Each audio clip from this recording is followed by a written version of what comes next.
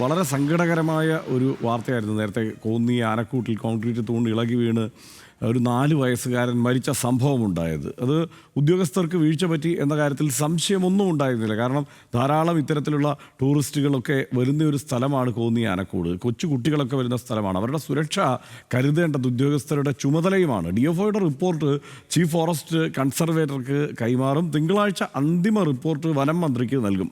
അതേസമയം അപകടത്തിൽ മരിച്ച 4 വയസ്സുകാരൻ അഭിരാമിൻ്റെ സംസ്കാരം നാളെയാണ് വീട്ടുവളപ്പിൽ നടക്കുക. ഇതിൻ്റെ വിവരങ്ങളുമായി പത്തനംതിട്ടയിൽ നിന്ന് ശ്രീരാജ് ബാബു ചേരുന്നുണ്ട്. ശ്രീരാജ്, ഏറെ സങ്കടകരമായ ഒരു കാര്യമാണ് സംഭവിച്ചത്. അപ്പോൾ അതിൽ ഈ ആദ്യഘട്ട റിപ്പോർട്ടിൽ ഉദ്യോഗസ്ഥരുടെ ഭാഗത്തു നിന്നുള്ള വീഴ്ച തന്നെയല്ലേ തെളിയുന്നത്? ഇപ്പോൾ ഈ സംസ്കാരവുമായി ബന്ധപ്പെട്ടുള്ള മറ്റു വിവരങ്ങളുമൊക്കെ എന്താണ്?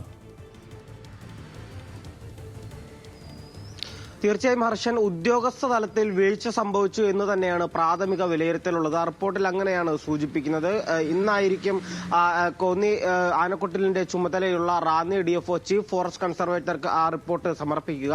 ഇതിന്റെ അന്തിമ റിപ്പോർട്ട് ചീഫ് ഫോറസ്റ്റ് കൺസർവേറ്റർ വനം മന്ത്രിക്ക് തിങ്കളാഴ്ചയാകും സമർപ്പിക്കുക. തീർച്ചയായും ഹർഷൻ സൂചിപ്പിച്ചതുപോലെ ഉദ്യോഗസ്ഥ തലത്തിൽ വലിയ വീഴ്ച സംഭവിച്ചിട്ടുണ്ട്. നമ്മൾ ഇന്നലെ തന്നെ സൂചിപ്പിച്ചു തരുന്നതാണ്. 10 വർഷം പഴക്കമുള്ള തൂണുകളാണ് അവിടെ സ്ഥാപിച്ചിട്ടുള്ളത്. മുൻപ് ഫെൻസിംഗ് വേണ്ടി സ്ഥാപിച്ചതായിരുന്നു. പക്ഷേ ഇപ്പോൾ പ്രത്യേകിച്ച് ഉപയോഗപ്രദമൊന്നുമല്ലാത്ത കേവലം അലങ്കാരത്തിന് വേണ്ടിയിട്ട് മാത്രം നിർത്തിയിരിക്കുന്ന തൂണുകളായിരുന്നു അവ. എന്നാൽ അവ കൃത്യമായ പരിശോധന നടത്തുകയോ ഇതിന്റെ സുരക്ഷ ഉറപ്പുവരുത്തുകയോ ചെയ്തിട്ടില്ല. ഈ വേനലവധി അടുത്തതോടെ കോന്നി ആനക്കൊട്ടിലേക്ക് വലിയ രീതിയിലുള്ള വിനോദസഞ്ചാരികളുടെ ഒഴുക്ക് സംഭവിക്കുന്നുണ്ട്. ഇന്നലെയും സാധാരണ ദിവസങ്ങളിൽ നിന്നും വ്യത്യസ്തമായി വളരെയധികം വിനോദസഞ്ചാരികൾ ആ ആനക്കൊട്ടിലിൽ എത്തിയിരുന്നു. അതിന്റെ ഭാഗമായി തന്നെ നിർവഹിക്കേണ്ട ചുമതലകൾ അല്ലെങ്കിൽ നിർവഹിക്കേണ്ട സുരക്ഷാ പരിശോധനകൾ ഒന്നും തന്നെ ആ ഫോറസ്റ്റ് ഉദ്യോഗസ്ഥരുടെ ഭാഗത്തു നിന്നും നടത്തിയിരുന്നില്ല എന്ന് ഇന്നലെ തന്നെ KU ജിനേഷ് കുമാർ MLA യും അത്തരത്തിലുള്ള പ്രതികരണമായിരുന്നു നടത്തിയിരുന്നത്. പ്രാഥമികമായി അവിടെ നിന്നും മനസ്സിലാക്കാൻ സാധിക്കുന്നത് കൃത്യമായ ചുമതല വഹിക്കാൻ അല്ലെങ്കിൽ കൃത്യമായ സുരക്ഷാ മുൻകരുതലുകൾ ഒരുക്കാൻ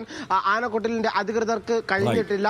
നമ്മൾ ഇന്നലെ അവിടെ ആ സംഭവ സ്ഥലത്ത് നിന്നുള്ള ദൃശ്യങ്ങളിൽ നിന്നും വളരെ വ്യക്തമായിരുന്നു. സമാനമായ രീതിയിൽ നിരവധി തൂണുകൾ ആ അപകടം നടന്ന സ്ഥലത്തിന് സമീപം തന്നെ നിൽപ്പുണ്ട്. അതും സമാനമായ രീതിയിൽ ഇളകി നിൽക്കുന്ന സാഹചര്യമാണുള്ളത്. അത്തരത്തിൽ ഇപ്പോഴും വലിയ സുരക്ഷാ വീഴ്ച അവിടെ സംഭവിച്ചിട്ടുണ്ട്. എന്തായാലും വനം മന്ത്രിക്ക് റിപ്പോർട്ട് സമർപ്പിക്കുക തിങ്കളാഴ്ചയാകും. അതിലുള്ള പ്രാഥമിക വിലയിരുത്തൽ ഉദ്യോഗസ്ഥ തലത്തിൽ വലിയ വീഴ്ച സംഭവിച്ചിട്ടുണ്ട്, സുരക്ഷാ മുൻകരുതലുകൾ പാലിക്കുന്നതിൽ വലിയ വീഴ്ച സംഭവിച്ചിട്ടുണ്ട് എന്ന് തന്നെയാണ് ഹർഷൻ.